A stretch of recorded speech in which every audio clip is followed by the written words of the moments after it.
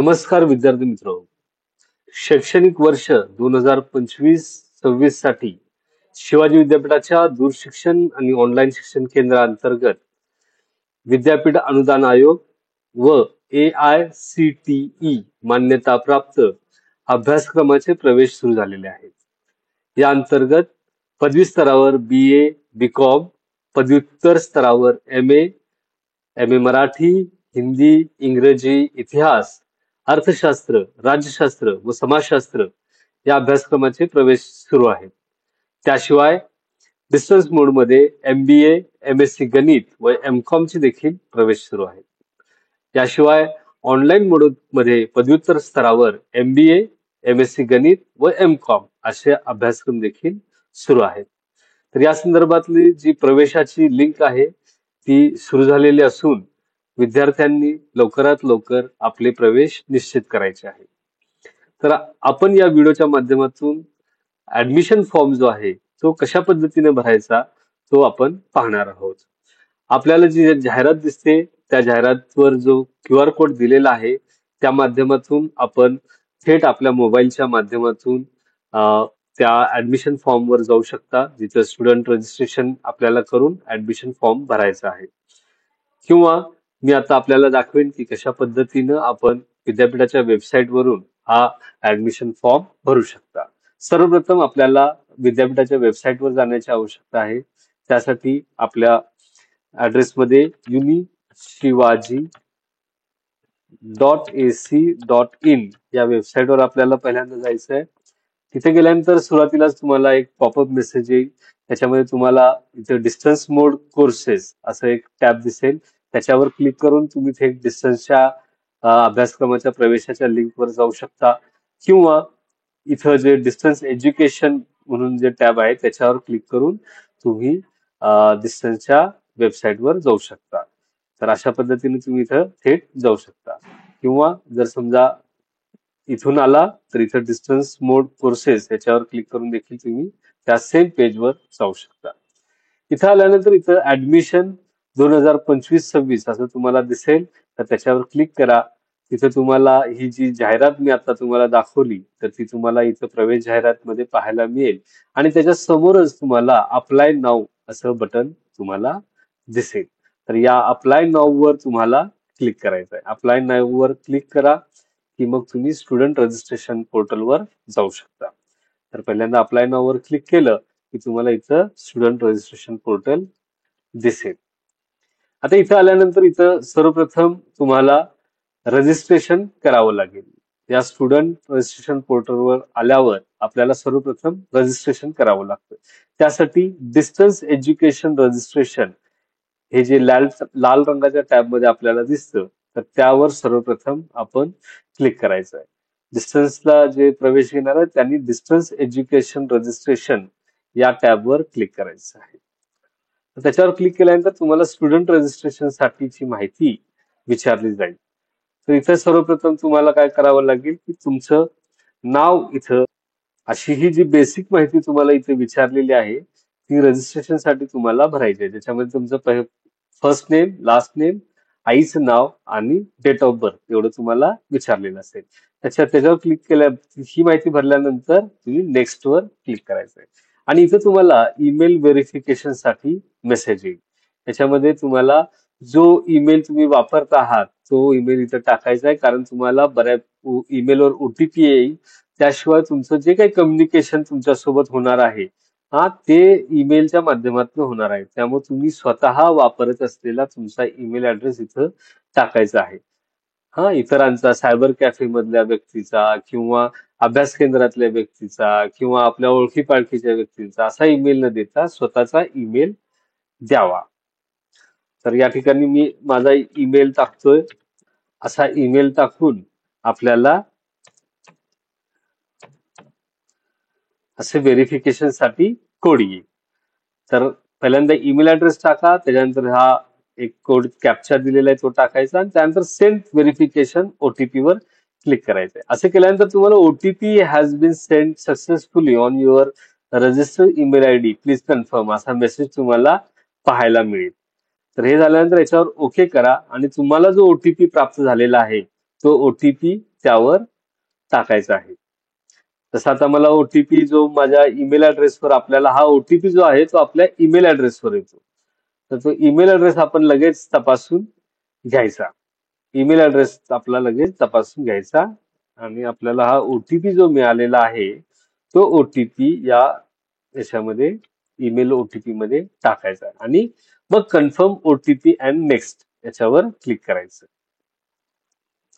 Email has been verified successfully असं आपल्याला या ठिकाणी मेसेज आपल्याला पहिल्यांदा दिसेल आणि तो मेसेज दिसल्यानंतर आपल्याला हा ईमेल आपला जो आहे तो या रजिस्ट्रेशन साठी व्हेरीफाईड झालेला असल्याचा हा मेसेज आपल्याला येतो. त्यानंतर तुम्हाला मोबाईल नंबर तुमचा विचारला जाईल, तर तिथं तुम्हाला आपला मोबाईल नंबर इथं टाकायचा आहे आणि तो मोबाईल नंबर टाकल्यानंतर तुम्हाला त्याचा देखील सेम याच पद्धतीचा ओटीपी तुम्हाला प्राप्त होणार आहे. तर तो आपला मोबाईल नंबर तुम्ही इथं टाकून घ्या. तर या ठिकाणी आपला मोबाईल नंबर आपल्याला द्यायचा आहे आणि कॅप्चा टाकल्यानंतर मोबाईलचा ओटीपी जो आहे तो आपल्याला टाकायचा आहे. मला जो ओटीपी मिळाला आहे तो मी इथे टाकत आहे आणि त्याच्यानंतर कन्फर्म ओटीपी अँड नेक्स्ट याच्यावर आपल्याला क्लिक करायचं आहे. तर त्यानंतर पुन्हा mobile number has been verified successfully असा मेसेज तुम्हाला दिसेल. तो मेसेज आल्यानंतर त्याच्यावर ओके म्हणून क्लिक करा. हा मेसेज आला की तुमचा ईमेल ऍड्रेस आणि मोबाईल नंबर हे दोन्ही व्हेरीफाईड झालेलं असं तुम्हाला मेसेज मिळेल. तुमचं समजा पूर्वीचं ऍडमिशन असेल तर तुमचा ईमेल आयडी बऱ्याचदा ऑलरेडी रजिस्टर असं दाखवायला लागेल, तर तुम्हाला त्यासाठी एखादा नवीन ईमेल आयडी काढावा लागेल. तर त्या दृष्टीनं देखील तुम्ही प्रयत्न करू शकता. तर या पद्धतीनं येईल. त्यानंतर तुम्हाला क्रिएट पासवर्ड साठी दाखवेल. तर आपल्याला जो काही पासवर्ड आहे तो तुम्ही इथं पासवर्ड तयार करायचा आहे, ज्याच्यामध्ये एक स्पेशल कॅरेक्टर असेल पासवर्ड मध्ये आणि जसं मी तर सांगितलंय एक नंबर असायला हवा, लोअर केस लेटर म्हणजे छोट्या अल्फाबेट्स असायला पाहिजे, अपर केस म्हणजे मोठा एक अल्फाबेट असायला पाहिजे आणि स्पेशल कॅरेक्टर असायला पाहिजे. तर तसा पासवर्ड आपल्याला इथं बनवून घ्यायचा आहे. मी इथं टाकतोय P capital A double S @123 असं मी टाकतोय. हा म्हणजे काय टाकतोय, P capital A double S @123 असा हा मी पासवर्ड माझ्या याच्यासाठी बनवतोय. तुम्ही तुमच्या सोयीनं बनवा. अशा पद्धतीने बनवलं की तुम्हाला लक्षात ठेवण्यासाठी सोपा होऊ शकतो. तर यानंतर सबमिट वर क्लिक करायचं आहे. सबमिट वर क्लिक केल्यानंतर congratulations, your registration completed successfully, please logged in, your log in ID will be your email ID. म्हणजे आपला जो ईमेल आयडी आहे तोच आपला लॉग इन आयडी असेल आणि पासवर्ड जो आता आपण बनवला तो आपला पासवर्ड असायला पाहिजे. इथं तुम्हाला तो पासवर्ड माझा पाहायला मिळेल, pass@123 हा पासवर्ड आपण बनवलेला आहे. तुम्ही तुमच्या हिशोबानं बनवू शकता, जो तुम्ही चांगल्या पद्धतीनं लक्षात ठेवाल असा तुम्ही बनवायचा आहे. तर याच्यावर ओकेवर क्लिक केल्यानंतर आपण इथं पुन्हा लॉग इनच्या पेजला येतो. तिथे आपण मग आपला ईमेल ऍड्रेस टाकायचा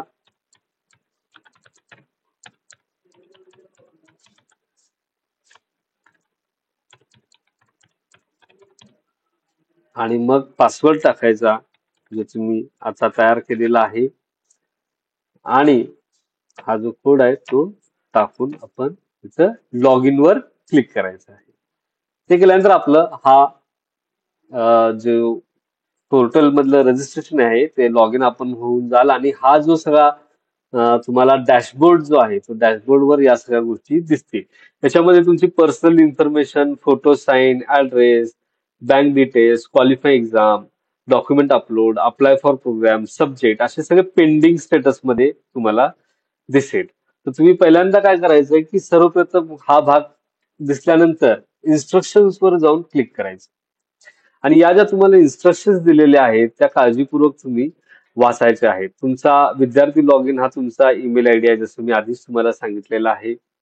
ओटीपी साठी ईमेल आयडी लागतो, मोबाईल नंबर देखील ओटीपी साठी लागतो आणि पेमेंट गेटवे जे करायचं आहे आपल्याला, जो पेमेंट करायचा आहे ते ऑनलाईन माध्यमातून करायचं आहे. त्यासाठी तुम्हाला युपीआयचं माध्यम जे आहे ते चांगल्या पद्धतीनं वापरता येईल. याशिवाय डेबिट कार्ड किंवा क्रेडिट कार्ड हे देखील तुम्हाला वापरता येऊ शकतं.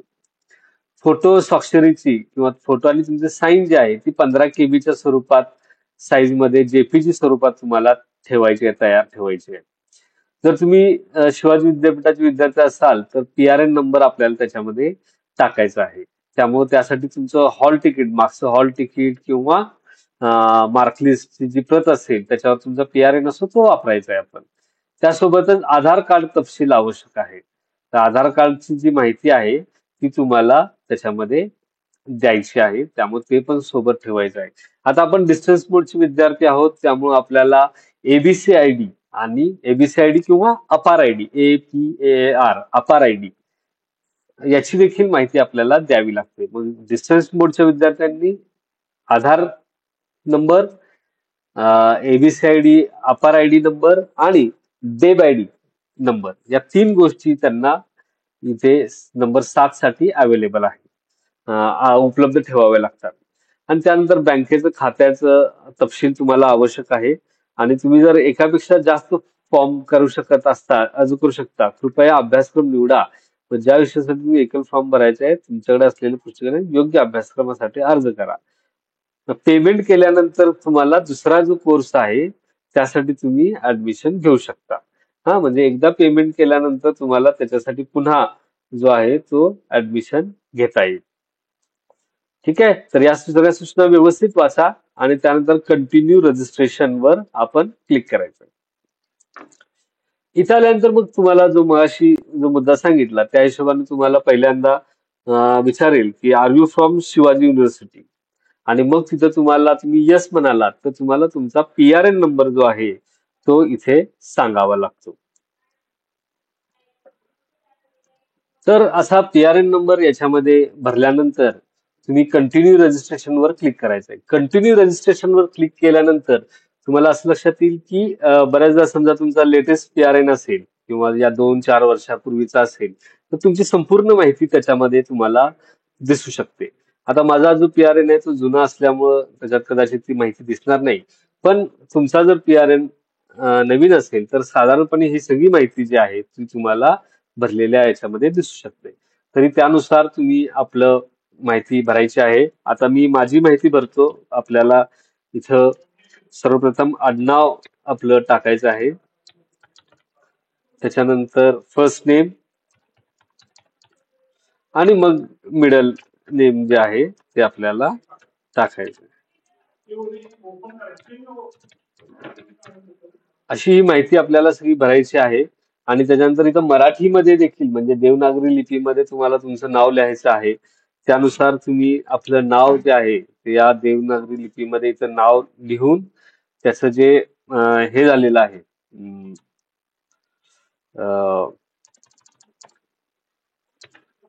त्यानुसार तुम्ही नाव इथं बनवू शकता.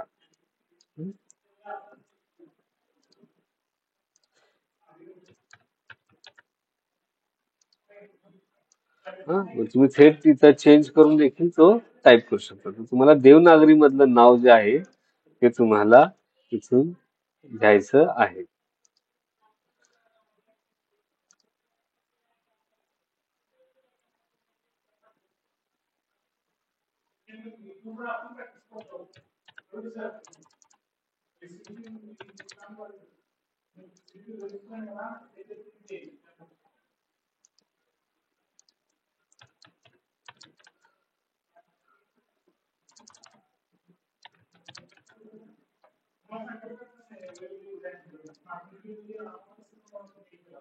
अशा पद्धतीने तुम्ही तुमचं नाव इथं टाकू शकता.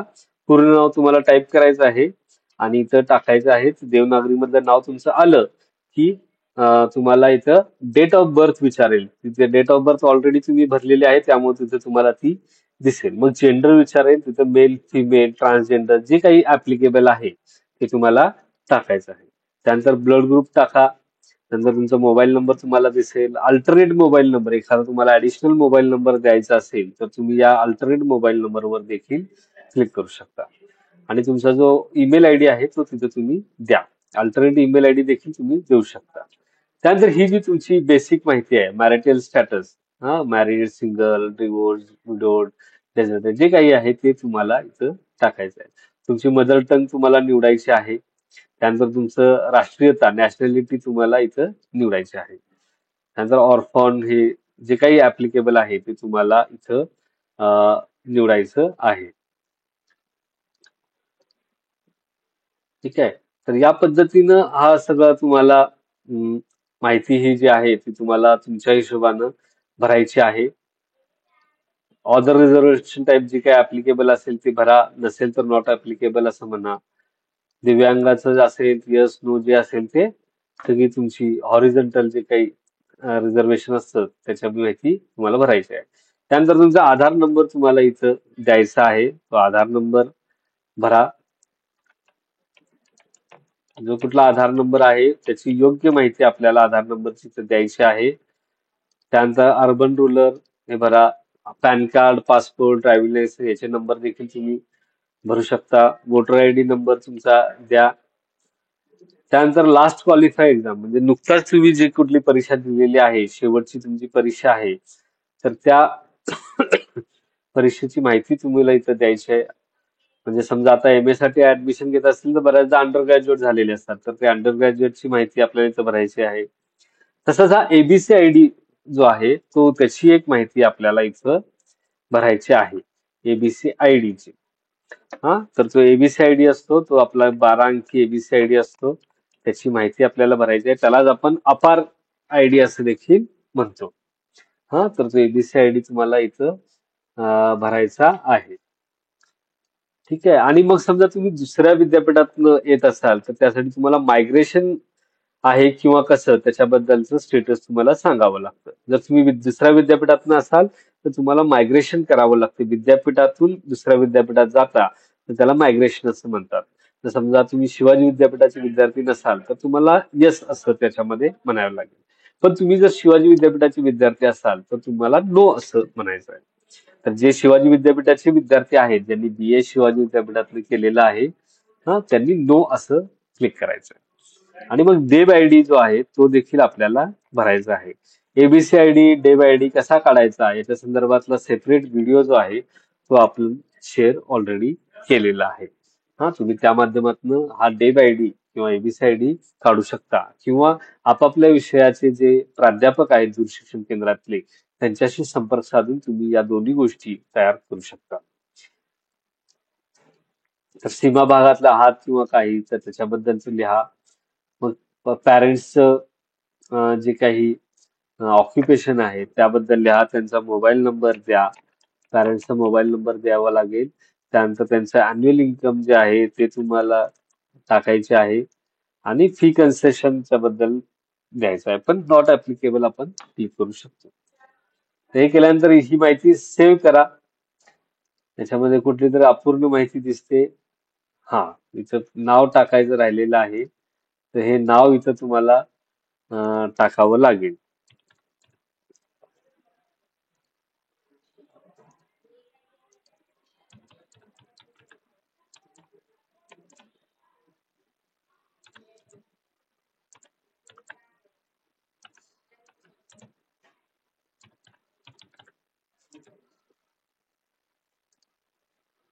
हं?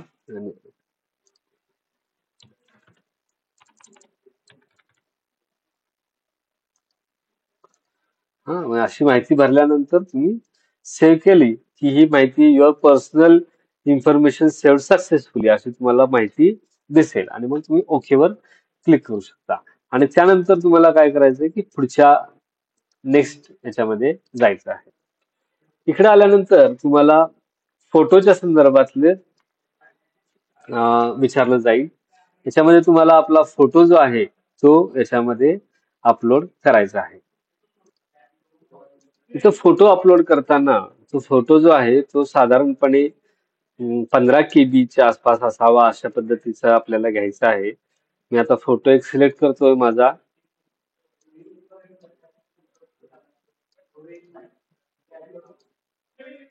आता हा 15 KB पेक्षा छोटा आहे तर त्यासाठी मला इथे जे इमेज कन्व्हर्टर म्हणून दिलेला आहे तर त्याच्यावर जाऊन आपल्याला हा फोटो छोटा करता येतो. त्यासाठी त्याच्यावर क्लिक करा. त्यानंतर एक वेगळ्या टॅब मध्ये तो इमेज कन्व्हर्टर उघडेल.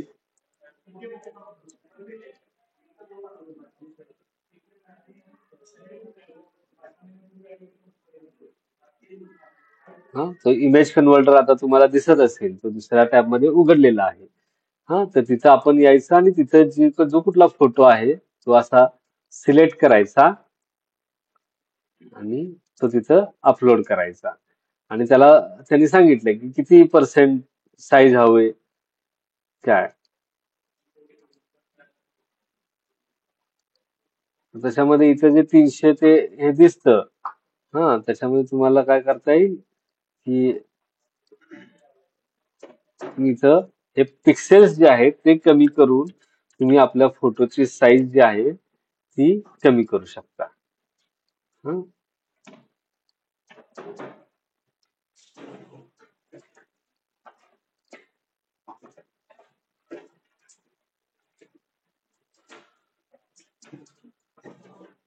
आता इथे जो झालाय तो 7 KB चा फोटो आता झालेला आहे. तर या फोटोला तुम्ही क्लिक केलं की तो डाउनलोड होऊन जातो आणि हा डाउनलोड केलेला फोटो जो आहे तो तुम्ही अपलोड करू शकता.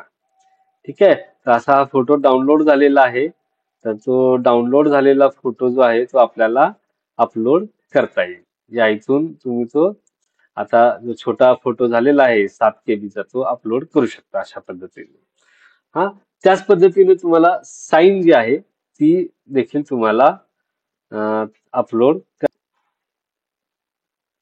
आपण पुन्हा एकदा या साईनच्या माध्यमातून आपण पाहू शकतो की मी साईन अपलोड करण्यासाठी घेतोय. मात्र पुन्हा हे 15 KB पेक्षा मोठी आहे, त्यामुळे पुन्हा एरर दाखवतं हे. तर आपण पुन्हा या इमेज कन्व्हर्टरचा वापर करून ही जी साईज आहे त्याची आपण कमी करूया. असं जाऊन इमेज कन्व्हर्टर मध्ये जायचं आणि मग ही साईन हे करायची आणि याचे जे पिक्सेल आहे ते आपल्याला कमी करून घ्यायचं. आता 150 लिहिलेलं आहे तिथं आपण 100 करूया आणि इकडे जे 300 आहे ते आपण 200 करूया. अशा पद्धतीने आपल्याला ते पिक्सेल कमी करता येतं आणि रिसाइज इमेज 9 असं आपण त्याला म्हणू. असं केल्या केल्या पुन्हा आपल्याला इथं ती साईज दिसेल. किंवा आपण काय करू शकतो की याऐवजी आपण असं पण करू शकतो की जी आपल्याला इमेज हवी इथं फिक्स करण्याची रिसाइज बाय पर्सेंटेज असं आपण करू शकतो त्याला. रिसाइज बाय पर्सेंटेज केले की त्याची साईज जी आहे ती टक्केवारीमध्ये आपल्याला कमी करता येते. 50% आहे तर आपण करूया की 7% त्याची साईज आम्हाला कमी करून हवी अशी आपण घेऊया. आणि इथं जो आहे जो साईन आहे ती सिलेक्ट केली आणि 7% कमीसाठी दिली आणि रिसाइज इमेज नाव वर क्लिक केलं. तर असं केल्यानंतर इथं मला दिसेल की 6 KB ची ही आता इमेज तयार झालेली आहे. तर याच्यावर आपल्याला क्लिक करता. याच्यावर क्लिक केलं की ती इमेज डाउनलोड होते. ती इमेज डाउनलोड झालेली आहे. तर आपल्या या वेबसाईटवर जाऊन पुन्हा आपण ती इमेज जी आहे ती अपलोड नवी इमेज छोट्या साईजची अपलोड आणि ती अपलोड होऊन जाते. तर याला सेव्ह करायचं. सेव्ह केले की फोटो साईन अपडेटेड म्हणून अपलोडेड सक्सेसफुली असं आपल्याला मेसेज येईल. त्याच्यावर सेव्ह करा, ओके म्हणा आणि नेक्स्ट वर क्लिक करा. तर इथे तुमचा सगळा ऍड्रेस तुम्हाला भरायचा आहे. ऍड्रेस तुमच्या पद्धतीने तुम्ही भरू शकता. तर आपला ऍड्रेस ह्याच्यामध्ये भरून घ्यायचा.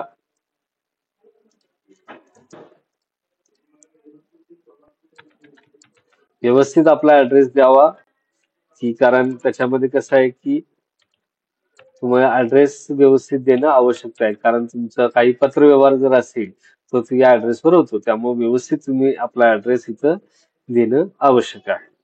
हा तर या पद्धतीने ऍड्रेस आपला व्यवस्थित लिहा, सेव्ह करा आणि पुन्हा नेक्स्ट वर क्लिक करा. इथे गेल्यानंतर तुम्हाला बँकेची माहिती जी आहे ती तुम्हाला विचारली जाते. तर तिथं बँकेची माहिती द्या तुम्ही आणि बँकेचं जे काही नाव आहे, ब्रांच नंबर आहे, अकाउंट नंबर आहे तो द्या. काही वेळा तुमचा जो हे असतं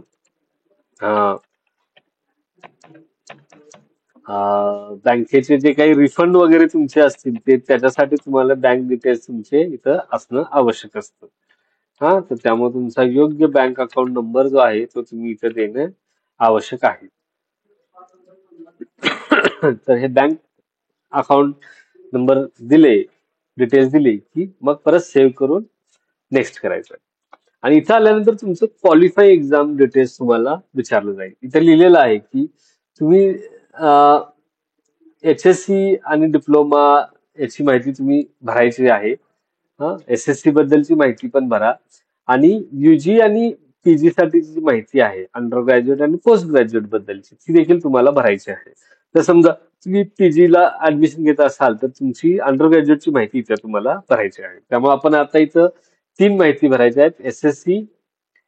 SSC ची माहिती भरा, तुमचं बोर्ड निवडा, तुमचं जे काही रिजन होतं ते निवडा, आणि त्यानुसार जो कुठला तुमचा वर्ष होतं ऍडमिशनचं ते तुम्ही SSC ची माहिती भरा तिकडं. आणि त्यासोबतच तुम्हाला जे काही ग्रेड वगैरे मिळालेलं आहे ते ग्रेड वगैरे देखील तुम्ही ही व्यवस्थित माहिती आपल्याली योग्य क्वालिफाईड माहिती जी आहे व्हेरीफाईड माहिती जी आहे ती तुम्हाला इथं तुमची भरायची आहे, हे मात्र तुम्ही लक्षात ठेवायचं. हा तर त्या हिशोबानं तुम्ही आपल्या याची माहिती भरा. 10वी-12वीची माहिती इथं तुम्ही भरायची आहे आणि त्यानुसार ही माहिती इथं सेव्ह करायची. तुमच्या अंडर ग्रॅज्युएटची म्हणजे BA झाला असेल, BCom झाला असेल, जे कुठले अभ्यास तुम्ही अंडर ग्रॅज्युएटचं कोर्स तुम्ही केलेला आहात तर त्या कोर्सची माहिती देखील तुम्हाला इथं भरायची आहे.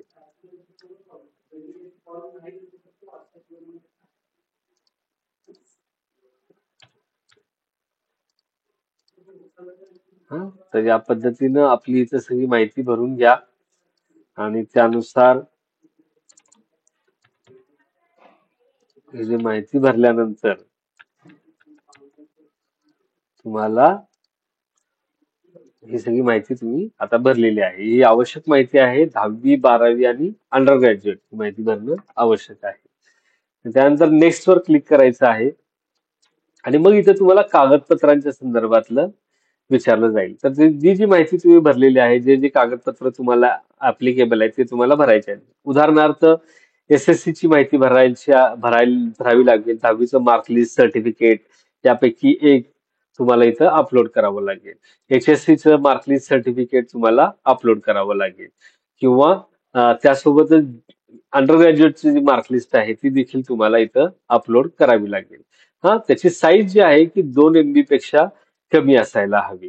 तर अशा पद्धतीने हे करायला लागेल आणि इथं तुम्हाला डॉक्युमेंट कॉम्प्रेसर देखील त्यांनी त्याची लिंक दिलेली आहे. तर समजा कुणाच्या स्कॅन डॉक्युमेंटची साईज जास्त असेल तर त्यांना या माध्यमातून करता येतं. आणि यासाठी जे डॉक्युमेंट्स लागतील ते PDF स्वरूपात असायला हवेत, ही मात्र त्याच्यामध्ये अट आहे. तर तसं 10वीचं मार्कलिस्ट जे आहे ते आपण अपलोड करूया.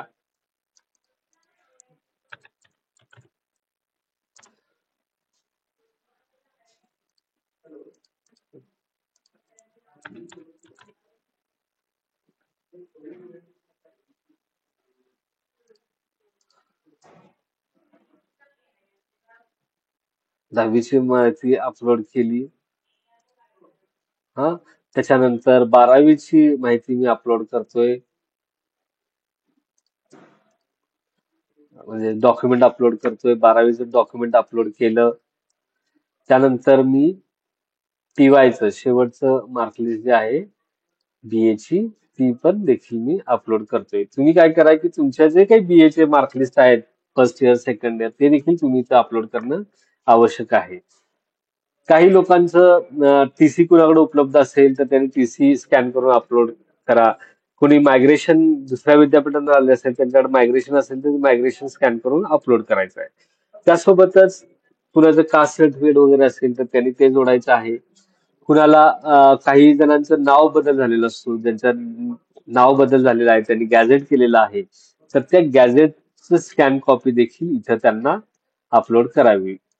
की जे समजा नवीन नावाने ऍडमिशन घेत असतील किंवा त्यांचं आधीचं नाव आणि नंतरचं नाव असं जर नावात बदल असेल तर गॅझेट कॉपी जोडणं आवश्यक आहे. तर गॅझेट कॉपी यांनी तिथं फाईल निवडून ती अपलोड करायची आहे. तर ही सगळी प्रोसेस केल्यानंतर हे डॉक्युमेंट अपलोड झाले की आपल्याला हे प्रोफाईल तुमचं जे आहे ते पूर्ण होऊन जाईल. आणि प्रोफाईल पूर्ण झाल्यानंतर तुम्हाला अप्लाय फॉर प्रोग्राम हा जो तुमच्या डाव्या बाजूला टॅब दिसतोय अप्लाय फॉर प्रोग्राम, याच्यावर आपल्याला क्लिक करायचं. अप्लाय फॉर प्रोग्रामवर आल्यानंतर सर्वप्रथम तुम्हाला इथला प्रोग्राम जो आहे तो सिलेक्ट करायचा आहे. आता याच्यामध्ये BA, BCom, MSc म्हणजे MSc मॅथमॅटिक्स साठी आहे. MA जे 3148 असा जो कोड दिसतो तो MA लँग्वेज साठी आहे. म्हणजे मराठी, हिंदी, इंग्लिश या ज्या MA कोर्सेस आहेत त्याच्यासाठी 3148 हा कोडचा जो मास्टर ऑफ आर्ट्स NEP 2020 2.0 असा जो लिहिलेला टॅब आहे तो सिलेक्ट करायचा आहे. ज्यांना सोशल सायन्स मध्ये म्हणजे इतिहास, राज्यशास्त्र, समाजशास्त्र, अर्थशास्त्र या विषयातून MA करायचं आहे त्यांनी 4470 हा कोड लिहिलेला जो मास्टर ऑफ आर्ट्स असं लिहिलेला आहे तो ऑप्शन सिलेक्ट करायचा आहे. आणि ज्यांना MCOM करायचा आहे त्यांनी 7830 असा जो कोड आहे तो सिलेक्ट करायचा आहे. तर आपल्याला MA इतिहास मधून आपण हा फॉर्म भरण्याचा डेमो करत आहोत, त्यामुळे आपण 4470 हा कोड जो आहे तो आपण निवडूया. तर 4470 वर आपण क्लिक करायचं, मास्टर ऑफ आर्ट्स. तर त्यानंतर कोर्स पार्ट म्हणजे आता तुम्ही सर्वजण प्रथम वर्ष प्रवेश घेणार आहात, त्यामुळे इथं कोर्स पार्ट मध्ये सेमिस्टर 1 याच्यावर आपल्याला क्लिक करायचं आहे. आणि ब्रांच मध्ये इतिहास, हिस्ट्री असं तुम्हाला याच्यामध्ये दिसेल. तर समजा तुम्ही इथं दुसरे कोड निवडलेत म्हणजे इथं समजा भाषेसाठी निवडलं तर तुम्हाला इथं भाषेचे विषय दिसतील. जर तुम्ही कॉमर्स साठी निवडलं तर इथं तुम्हाला ते विषय दिसत नाही, फक्त MCOM असं तुम्हाला इथं दिसेल. तर आपल्याला 4470 घेतलं आपण आणि इतिहास हा विषय आपण घेतोय. मीडियम ऑफ इन्स्ट्रक्शन मध्ये तुम्हाला मराठी किंवा इंग्लिश या दोन्ही तुम्हाला घेता येतील. फक्त आपल्याकडं बहुतांश कोर्सचे जे स्वयंअध्ययन साहित्य आहे ते तुम्हाला मराठी विषयात उपलब्ध आहे, इंग्लिशमध्ये उपलब्ध नाहीये. तुम्ही मराठीतलं स्वयंअध्ययन साहित्य वापरून, स्टडी मटेरियल वापरून इंग्लिशमध्ये पेपर मात्र लिहू शकता. तर पेपरचा ऑप्शन जो आहे तो तुम्हाला इंग्लिश मराठी दोन्ही उपलब्ध आहे. नोट्स मात्र आपले जे आपण देतो ते आपण मराठी माध्यमातून देतो. आणि त्यानंतर तुम्हाला तुमचं जे स्टडी सेंटर आहे ते तुम्हाला निवडायचं आहे. आपले जे काही डिस्टन्सचे जवळपास 84 ते 86 जे स्टडी सेंटर अभ्यास केंद्र आहेत, तर त्यातला कुठला जो काही अभ्यास केंद्र तुम्हाला जवळचा वाटेल तर तो तुम्हाला याच्यामध्ये निवडता येईल. तर यामध्ये मी साधारणपणे एक कोल्हापूरचं आहे म्हणून शहाजी कॉलेज असं याच्यामध्ये टाकत आहे. आणि त्यानंतर तुमचं क्वालिफाईंग बोर्ड जे आहे ते तुम्हाला तिथे टाकायचं आहे. तुम्ही शिवाजी विद्यापीठाचे विद्यार्थी असाल तर शिवाजी युनिव्हर्सिटी स्टुडंट असं टाकू शकता, किंवा ऑदर जे असाल तर other graduation other university student असं तुम्हाला टाकता येईल. तर तसं आपण सेव्ह करूया आणि याच्यावर येऊन सेव्ह असं आपल्याला म्हणायचं आहे. तर are you sure to save असं विचारेल, तर येस असं आपल्याला म्हटल्यानंतर हा कोर्स जो आहे तो आपल्याला इथं सेव्ह झालेला दिसेल. असा तुम्हाला इथं तुम्हाला प्रोग्रामचं नाव, कोर्सचं नाव, ब्रांच नेम, कॉलेज नेम आणि स्टडी सेंटरचं नाव म्हणजे MA दिसेल, त्याच्यामध्ये MA सेमिस्टर 1 दिसेल, हिस्ट्री ब्रांच म्हणून दिसेल. कॉलेज नेम मध्ये तुमचं कॉलेजमध्ये centre for distance and online education असं दिसेल. आणि स्टडी सेंटर मात्र तुम्हाला शहाजी कॉलेज जे आता मी निवडले ते दिसेल. मग तुम्ही जो कोणी कुठला स्टडी सेंटर निवडाल ते त्याचं नाव तुम्हाला इथं स्टडी सेंटर नेम मध्ये दिसेल. आणि क्वालिफाय एक्झाम जे काही तुम्ही ऍप्लिकेबल ऑदर युनिव्हर्सिटी असेल किंवा शिवाजी युनिव्हर्सिटी तुम्ही निवडल्याप्रमाणे तुम्हाला इथे दिसेल. तर हा टप्पा पार पडल्यानंतर पुढचा टप्पा आहे तो सब्जेक्ट ऑब्लिक कोर्स हा आपल्याला निवडायचा आहे. तर याच्यावर क्लिक करायचं आहे आणि तिथं आल्यानंतर तुम्हाला इथं MA आर्ट्स आणि सेमिस्टर 1 असं दिसेल. आणि इथं बाजूला तुम्हाला एक निळ्या रंगामध्ये पेनाचा किंवा पेन्सिलचा आकार दिसेल. तो एडिटचा ऑप्शन आहे, त्याच्यावर जाऊन तुम्ही क्लिक करायचं आहे. इथं आल्यानंतर मग तुम्हाला विषय जे आहेत तुमच्या सेमिस्टर 1 चे विषय जे आहेत ते इथं तुम्हाला निवडता येतील. त्यातले 4 विषय जे कंपल्सरी आहेत ते तुम्हाला आहे तसे दिसतील. त्याचे क्रिटिक क्रेडिट्स आहेत, ते क्रेडिट्सची माहिती तुम्हाला या उजव्या बाजूला दिसते अंकामध्ये. त्यानंतर एक ऑप्शनलचा इलेक्टिव्ह विषय आहे तो आपल्याला निवडायचा आहे. तो आपण दूरशिक्षणच्या विद्यार्थ्यांसाठी इतिहासाचा लिगेसी ऑफ मराठा हा विषय देतो, तर त्याच विषयाच्या समोर तुम्हाला टिक करता येईल. काही अभ्यासक्रमामध्ये एकापेक्षा जास्त विषय दिलेले असतात आणि त्यातला एक निवडायचा असतो. तर तुम्ही त्या त्या विषयानुसार तो अभ्यासक्रमातला इलेक्टिव्ह जो आहे तो निवडू शकता. त्यातल्या अधिक माहितीसाठी त्या विषयाच्या सहाय्यक प्राध्यापकाशी तुम्ही संपर्क देखील साधू शकता. तर इतिहासमध्ये आता हा एक इलेक्टिव्ह आहे तर तो आपण सिलेक्ट करतोय आणि शेवटचा जो भाग आहे तो रिसर्च मेथोडॉलॉजी नावाचा कोर्स आहे. तो कोर्स देखील तुम्हाला इथे दिसतो. असे टोटल 4, 1 आणि 5 आणि 6 विषय जे आहेत ते तुम्हाला इथे निवडायचे आहेत. तर हे निवडल्यानंतर सेव्ह वर क्लिक करून ओके वर तुम्ही क्लिक करू शकता. सेव्ह क्लिक केलं, ओके म्हटलं, तर त्यानंतर तुम्हाला थेट आता इथं फीज वर जायचं आहे. फीज नावाचा जो टॅब आहे तिथे तुम्ही जायचं आहे आणि तिथे गेल्यानंतर तुम्हाला इथं ती फीज तुमची इथे दिसते. टोटल फी 5,200 असे दिसते. म्हणजे कोर्सची फी आहे 5,050 रुपये. तुम्ही शिवाजी विद्यापीठाचे विद्यार्थी असाल तर तुमची एलिजिबिलिटी फी ही 150 रुपये होते. अशी मिळून टोटल 5,200 रुपये ही फी झालेली आहे. जर तुम्ही समजा शिवाजी विद्यापीठाच्या बाहेरच्या विद्यापीठातले असाल, ऑदर विद्यापीठात असतात, तुमची एलिजिबिलिटी फी ही 300 रुपये असते. त्यामुळे तुमची फी ही 5,350 रुपये असे तुम्हाला इथं दिसू शकते. त्या फीचा ब्रेकअप जो आहे, जर वेगवेगळ्या गोष्टींसाठी फी लागली ही तर तुम्हाला ती माहिती इथे दिसेल. ठीक आहे.